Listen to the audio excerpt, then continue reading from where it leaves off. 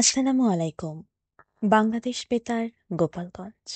খবর পড়ছি ওশান বিশ্বাস। জেলা পর্যায়ে গ্রাম আদালত কার্যক্রমের অগ্রগতি পর্যালোচনা ও করণীয় শীর্ষক অর্ধবার্ষিকী সমন্বয় সভা গতকাল গোপালগঞ্জ জেলা প্রশাসকের সম্মেলন কক্ষে অনুষ্ঠিত হয়েছে। জেলা প্রশাসক মোহাম্মদ কামরুজ্জামান সভায় প্রধান অতিথি হিসেবে উপস্থিত ছিলেন। ডিডিএলজি বিশ্বজিৎ কুমার পালের সভাপতিত্বে সভায় জেলার ৫ উপজেলা নির্বাহী কর্মকর্তা, ইউনিয়ন পরিষদের কর্মকর্তা সহ ৮৭ জন প্রতিনিধি অংশগ্রহণ করেন।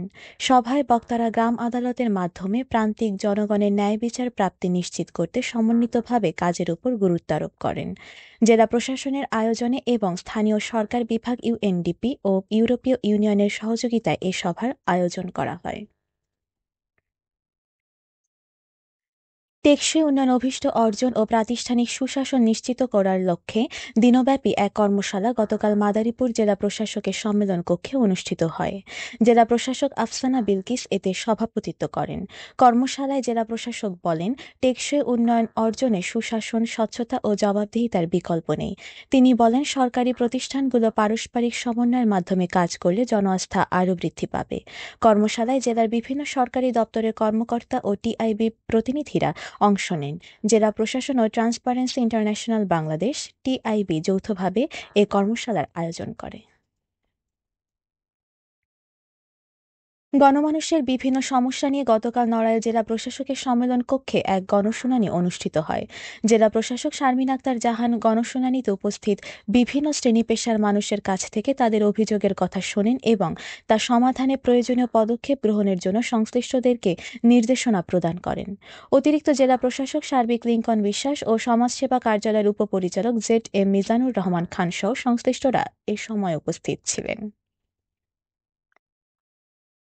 গোপালগঞ্জে প্রতিবন্ধী শিশুদের মূল স্রোতধারায় অন্তর্ভুক্তিতে সমাজসেবা অধিদপ্তরের শিক্ষা উপবৃত্তি কর্মসূচির তাৎপর্য বিষয়ক সেমিনার অনুষ্ঠিত হয়েছে। গতকাল গোপালগঞ্জ সদর উপজেলা সমাজসেবা কার্যালয় উপজেলা পরিষদ কনফারেন্স রুমে এ সেমিনারের আয়োজন করে। সদর উপজেলা নির্বাহী কর্মকর্তা এম রকিবুল হাসান এতে প্রধান অতিথি হিসেবে উপস্থিত ছিলেন। উপজেলা সমাজসেবা কর্মকর্তা শারমিন আক্তারের সভাপতিত্বে অনুষ্ঠিত সেমিনারে জেলা finance and accounts officer Anwarul Islam ও উপজেলা মাধ্যমিক শিক্ষা কর্মকর্তা সেলিম তালুকদার সহ সংশ্লিষ্টরা এ সময় উপস্থিত ছিলেন।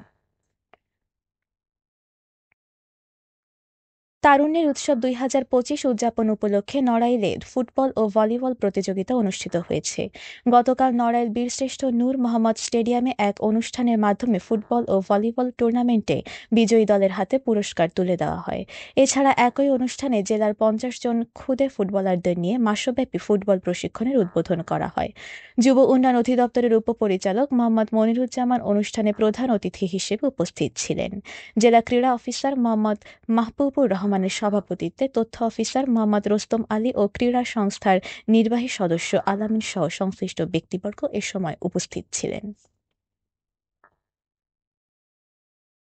আওয়ামী লীগের ঢাকা লকডাউন কর্মসূচিকে কেন্দ্র করে গোপালগঞ্জে ব্যাপক নিরাপত্তা ব্যবস্থা গ্রহণ করা হয়েছে। জেলা শহর ছাড়াও বিভিন্ন উপজেলা, ঢাকা খুলনা মহাসড়কের গুরুত্বপূর্ণ এলাকাসহ বিভিন্ন গুরুত্বপূর্ণ এলাকায় ব্যাপক পুলিশি টহল লক্ষ্য করা গেছে। এদিকে নিরাপত্তা ব্যবস্থা জোরদারের লক্ষ্যে জেলা পুলিশের বাইরেও অন্য জেলা থেকে আনা হয়েছে অতিরিক্ত পুলিশ সদস্য। এছাড়া জেলার সর্বত্র গোয়েন্দা নজরদারিও বাড়ানো হয়েছে।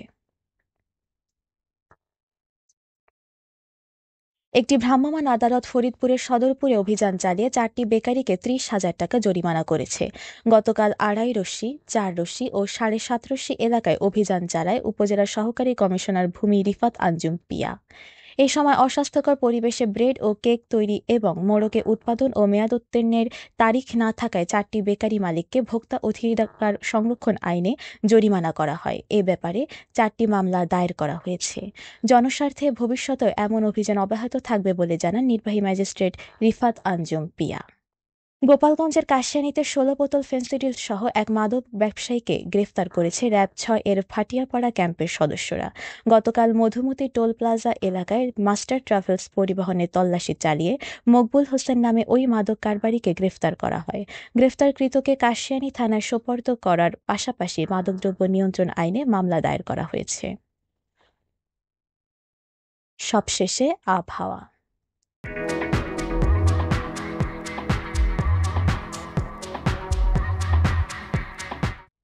আজ বেলা 1টা পর্যন্ত আবহাওয়ার পূর্বাভাসে বলা হয়েছে দেশের অভ্যন্তরীণ নদীবন্দর সমূহের জন্য কোনো সতর্কবার্তা নেই এবং কোনো সংকেতও দেখাতে হবে না। খবর শেষ হলো। আমাদের পরবর্তী খবর প্রচারিত হবে সকাল 10টা বেজে 30 মিনিটে বাংলায়।